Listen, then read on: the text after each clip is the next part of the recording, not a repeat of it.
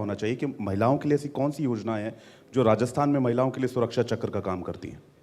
देखिए, मैं विपक्ष की सारे दावे जो है इनको खोखला कहूँगी, जी। क्योंकि आप किसी भी जगह चले जाइए इस विश्व में, तो मैं ऐसा नहीं कहती कि अपराध नहीं होते, अपराध होते हैं, घटित होते हैं। जी। लेकिन एक गवर्नमेंट का रिस्पांस क्या होना चाहिए कि उस घटना के घटने के बाद तुरंत न्याय मिल सके, अपराधी पकड़े जाएं, एक्सपीडाइट हो प्रोसेस, इस सब को इंश्योर किया गया।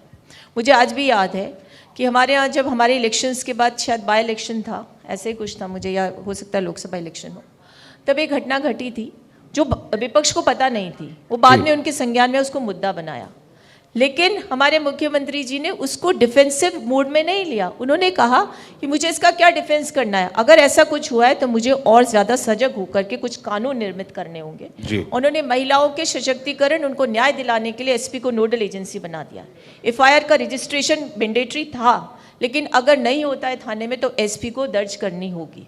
इसके अलावा महिला सुरक्षा को लेकर कड़े कानून बनाए गए।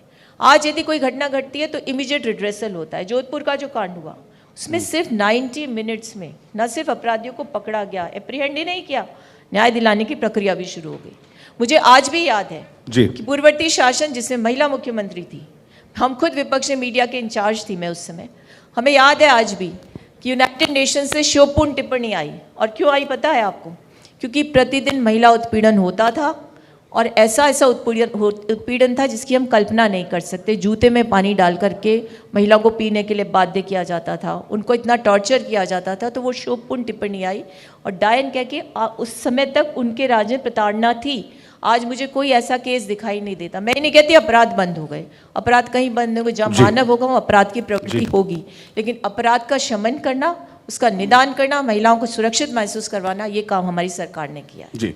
लांबा जी, आपसे युवाओं को लेकर बातचीत हो रही थी और मैंने आपने जवाब में कहा कि युवा कल्याण कोष के लिए 500 करोड़ रुपए आवंटित किए गए हैं। तो क्या दर्शकों को आप ये बताएंगे कि 500 करोड़ रुपए का जो फंड था, ये जो मद है, ये युवाओं को आगे बढ़ाने के लिए कैसे कारगर साबित हुआ, युवाओं के लिए कैसे कारगर साबित हुआ और युवाओं को इससे क्या फायदा हुआ राजस्थान के?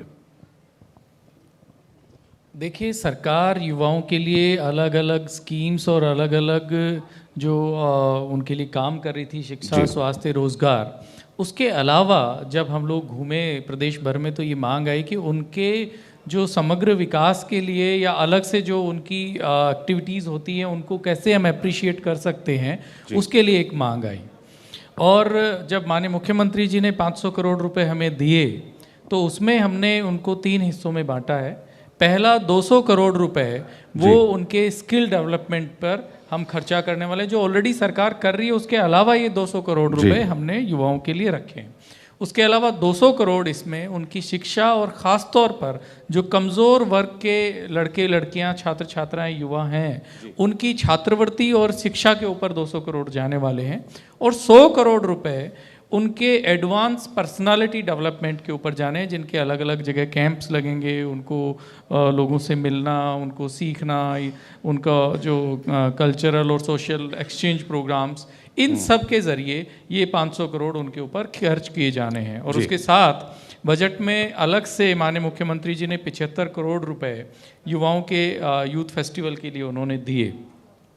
और मुझे आपको बताते हुए खुशी है कि हमें गिनीज बुक ऑफ रिकॉर्ड्स का अवार्ड भी अभी मिला। राजस्थान में राजस्थान युवा बोर्ड, राजस्थान सरकार ने हमने ब्लॉक लेवल पर युवाओं से बातचीत शुरू की, उनको वहाँ पर कंपटीशन, उनको मौके दिए, क्योंकि राजस्थान की हमारी संस्कृति, हमारी कलाएं बहुत ही समृद्ध हैं, पर उनको, हमारे युवाओं को मौके नहीं है, उनको प्रस्तुति के मंच नहीं है। तो हमने ब्लॉक लेवल पर और उसके बाद ज़िला लेवल पर और स्टेट लेवल पर हमने कंपटीशन किए, यूथ फेस्टिवल किया। और वो सच में एक फेस्टिवल था, ये बनाने की हमने कोशिश की। और लगभग हमारे उसमें 2,46,000 हमारे युवाओं ने उसमें रजिस्टर किया। जी। एक और सवाल ये है कि कौशल विकास निगम की ओर से अलग अलग तरह के ट्रेनिंग प्रोग्राम संचालित किए जा रहे हैं, इससे युवाओं को कितना फ़ायदा हुआ है? कितने युवा स्व उद्यमी होने की दिशा में आगे बढ़े हैं या फिर उन्होंने एंटरप्रेन्योरशिप की ओर कदम बढ़ाया? देखिए, सरकारी नौकरियां अपने लिमिट में, पर जो सरकार ने इस तरफ कदम बढ़ाया हमारे युवाओं को स्किल्ड करने का, तो आप गांव-गांव में देखिए, हमारी जो ITIs हैं या दूसरी कॉलेज हैं, उनमें सब में हमने अलग अलग क्षेत्रों में युवाओं को ट्रेन करने का काम शुरू किया है। आप नए स्टार्टअप्स देखिए, कितने सारे युवा लड़के लड़कियां आगे बढ़ रहे हैं और जो नए उद्यमी हैं उनको भी इसमें मदद मिल रही है। राजीव अरोड़ा जी हमारे हैं तो वो भी बताएंगे कि कितने लोन हम इसमें दे रहे हैं और नए युवाओं को उसमें आगे बढ़ने के हर दिन नए मौके राजस्थान की सरकार दे रही है। युवाओं के ऊपर हम पूरी तरह से फोकस्ड हैं। ठीक है। डॉक्टर अर्चना शर्मा जी, विजन 2030 क्या है? देखिए, विजन 2030 एक इच्छा शक्ति है कि ऐसे नेतृत्व की जी जो दूरदृष्टा है, जो ये नहीं कह रहे कि हम क्या करेंगे 2030 में, वो ये कह रहे हैं कि ऐसा विजन होना चाहिए ताकि जो एक डेवलपमेंट होता है वो सतत प्रक्रिया रहे, उसमें भागीदारी जनता की हो और जनता के व्यूज़ उसमें एक तरह से इम्बाइब्ड हो, और यही काम विजन 2030 है। और मैं समझती हूँ कि सारे स्टेक होल्डर्स, समाज के हर वर्ग से संवाद, और संवाद के बाद उनकी क्या इच्छा है उससे पारदर्शिता के साथ संवाद करके उसको इनकलकेट करके और उसको उसमें जोड़ा गया। मैं समझती हूँ कि ये एक ऐसा विजन है जो जनता के लिए बनी योजनाओं की प्रक्रिया को जारी रखा जाए, उसमें और क्या अच्छा जोड़ा जा सकता है वो विजन लेकर के काम किया जाए और मिशन मोड में काम किया जाए।